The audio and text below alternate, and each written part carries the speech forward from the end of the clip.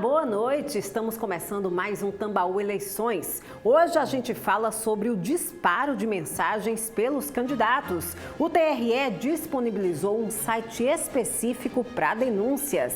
Boa noite, Daniel Lustosa. Boa noite, Karine. Boa noite a você de casa. Também hoje vamos saber como está sendo a preparação dos mesários para o dia das eleições. O aplicativo Pardal possibilita envio de denúncias sobre irregularidades de campanha ao Tribunal Superior Eleitoral. Já foram aproximadamente 700 denúncias realizadas até agora. E ainda a Rede Tambaú de Comunicação realiza reunião para a apresentação das regras do debate, que acontecerá no dia 11 de novembro. E como foi a primeira semana da rodada de entrevistas aqui na TV Tambaú? Tambaú Eleições está no ar.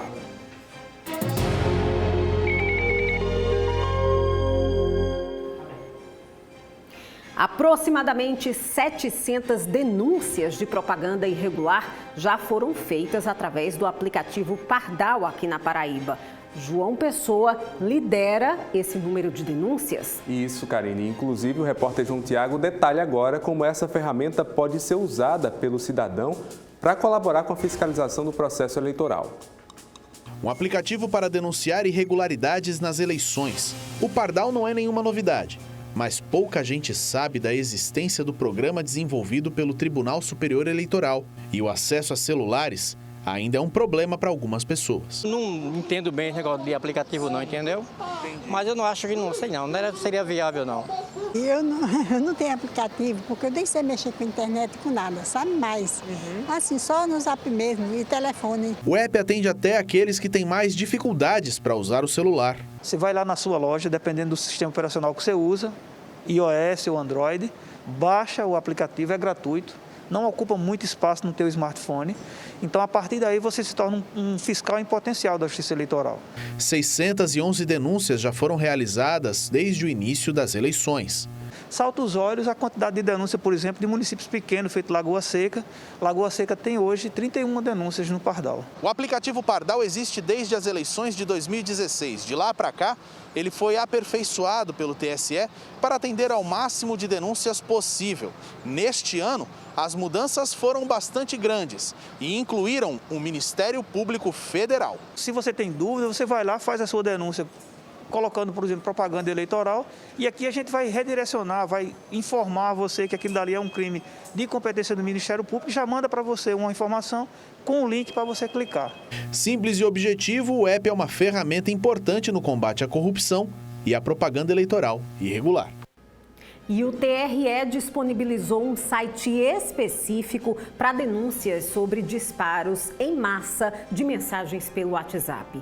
O objetivo é proteger o eleitor da disseminação de fake news e também da propaganda irregular. E hoje a gente discute o que diz a lei em relação às abordagens de campanha através de mensagens. Para isso, estamos aqui com o especialista em direito da internet, o tenente-coronel Arnaldo Sobrinho. Boa noite, seja bem-vindo ao Tambaú Eleições. Boa noite, é sempre um prazer estar aqui para discutir essas pautas relevantes nesse momento aí de festa democrática, de preparação para as eleições. E essa pauta é importante porque o cidadão, ele cada vez mais se depara com situações bastante de insatisfação com relação à forma como tem sido a abordagem nesse período eleitoral.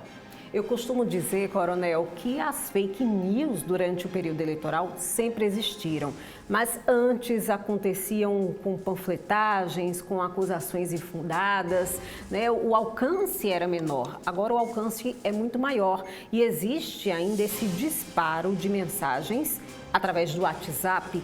Como é possível para a Justiça Eleitoral perceber isso sendo cometido pelos candidatos? Veja que não é uma situação fácil, a responsabilidade do Tribunal Superior Eleitoral para comandar as eleições em mais de 5 mil municípios. Imagina que são muitas cidades, mais de uma centena de candidatos a prefeitos, milhares de candidatos a vereadores. Então, é uma situação muito difícil porque estamos vivendo uma situação bem complicada com relação à pandemia, onde muitas das restrições com relação à propaganda eleitoral foram limitadas, de manifestações públicas com aglomeração, a tradição que a gente já percebia com relação à forma como a política era realizada. Então, a pandemia tem provocado uma migração muito forte, mais do que antes, das diversas situações que envolvem a forma como esses candidatos procuram interagir.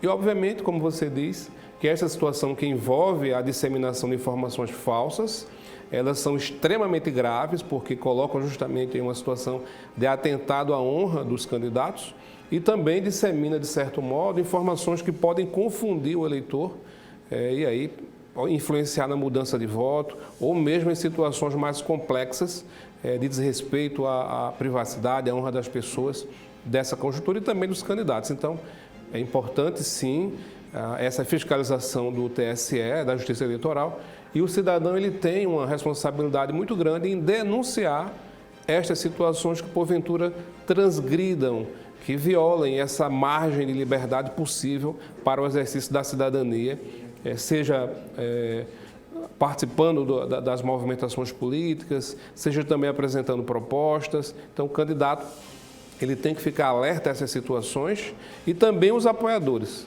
Quase sempre os apoiadores têm envolvimento nessas situações e isso pode, obviamente, responsabilizar estas pessoas por estas práticas. Quando a Justiça Eleitoral faz um site especificamente para falar de disparo de mensagens pelo WhatsApp, é porque há uma preocupação maior em relação a esse assunto. A gente está até com o site aí na tela para exemplificar para o cidadão a forma de fazer a denúncia. Nesse ponto, eu queria perguntar o que diz a legislação eleitoral em relação a disparo de mensagem e o que diz a Lei Geral de Proteção de Dados, que não deixa de ser uma novidade para proteger o cidadão de várias formas, inclusive dessas mensagens que podem ser disparadas, né? Claro, é preciso compreender a conjuntura e convergência de como isso tem acontecido.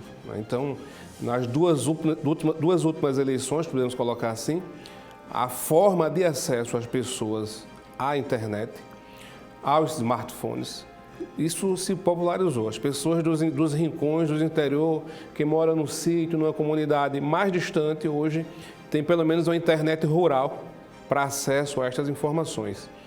É preciso perceber também que tivemos situações bastante graves que aconteceram a partir de 2016, com as eleições americanas, em 2018 com as eleições brasileiras, com relação ao uso indevido de informações pessoais nossas, usuários das mais diversas redes sociais.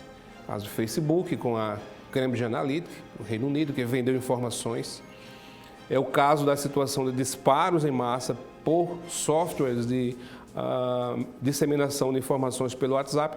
Eu, inclusive, já tive acesso a esse software, é coisa impressionante como ele consegue se infiltrar nos diversos grupos, rastrear pessoas e fazer esse disparo em massa, o que é vedado pela legislação eleitoral, porque acaba se convertendo numa propaganda irregular, sem o consentimento do eleitor.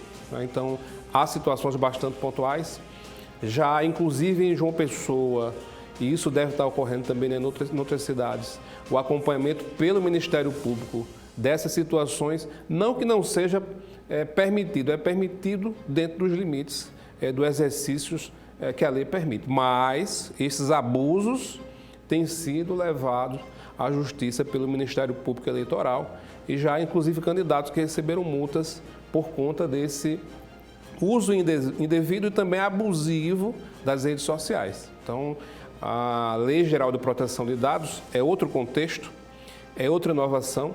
Há uma discussão muito grande ainda com relação à aplicação e validade para estas eleições. Eu entendo que, na dúvida, o candidato deve seguir as regras para evitar que ocorra justamente surpresas de multas pesadas que vão desde a advertência até 50 milhões de reais por cada ato ilícito cometido. Então, não são multas pequenas, são pesadas. E certamente isso pode viabilizar um mandato, um candidato que, porventura, abuse dessas ferramentas, desses instrumentos. Então, a Lei Geral de Proteção de Dados é uma realidade, vinha sendo construída desde 2018 a sua vigência, com prorrogações e vigente a partir de agosto de 2020.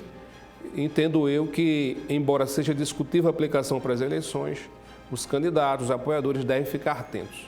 Tá? Coronel, não está muito claro para mim o que é permitido e o que não é permitido. Apenas o disparo de mensagens com fake news é proibido ou aquela propaganda eleitoral que chega no nosso WhatsApp ela é proibida? Muito bem, vamos compreender o seguinte. Com relação às regras da propaganda eleitoral, na internet ou nas redes sociais, ela segue, de certo modo, as mesmas regras para a campanha televisiva. Tem que ter o CNPJ do candidato, não pode violar direitos dos outros. A situação da fake news é um contexto que é totalmente lícito e a gente compreende isso como sendo algo muito claro, criminoso, podendo até mesmo ser crime, né? As situações difamatórias, situações atentatórias à honra.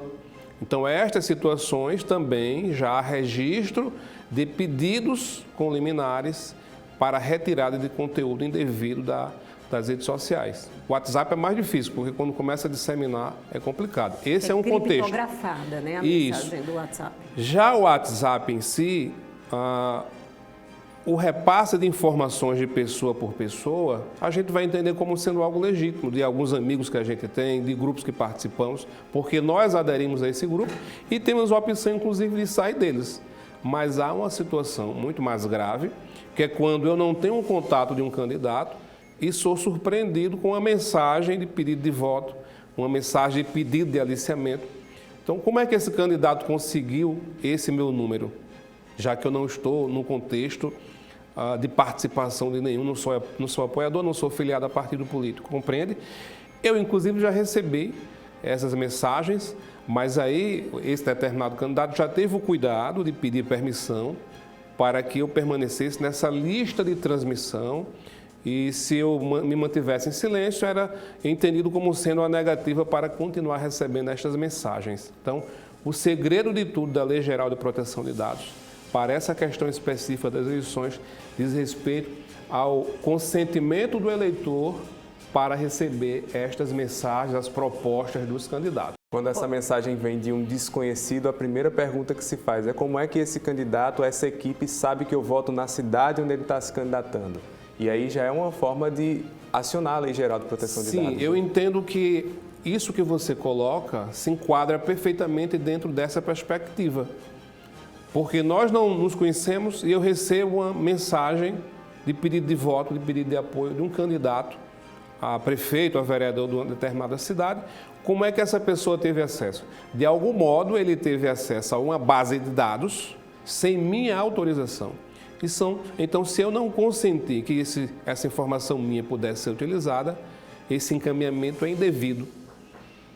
Tá? Então, entendo eu, como você coloca, que aí sim é possível responsabilizar esse candidato perante a Lei Geral de Proteção de Dados, já que houve a violação, de certo modo, de algum banco de dados, pegou essa informação de algum lugar. Coronel, a gente vai fazer uma pausa nessa conversa, porque agora a gente vai chamar uma reportagem. É que as eleições municipais são conhecidas pelo acirramento nas disputas.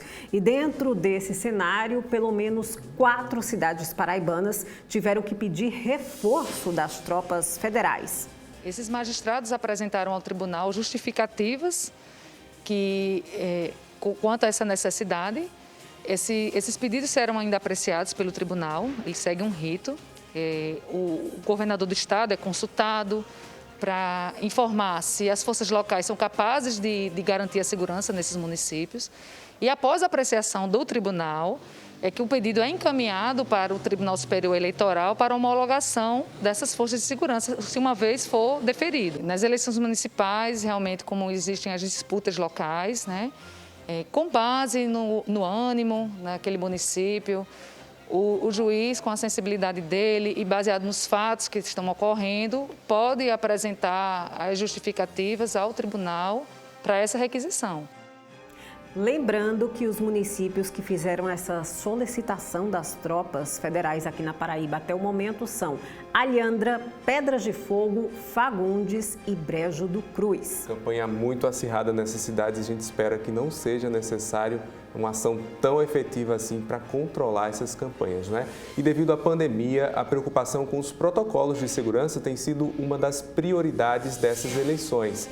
E esses cuidados já começaram no treinamento para quem vai trabalhar como mesário. A Débora é médica, mas aqui o papel dela é outro.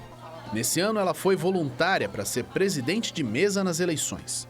Ela já tinha sido mesária no último pleito e quis participar mais uma vez do processo democrático.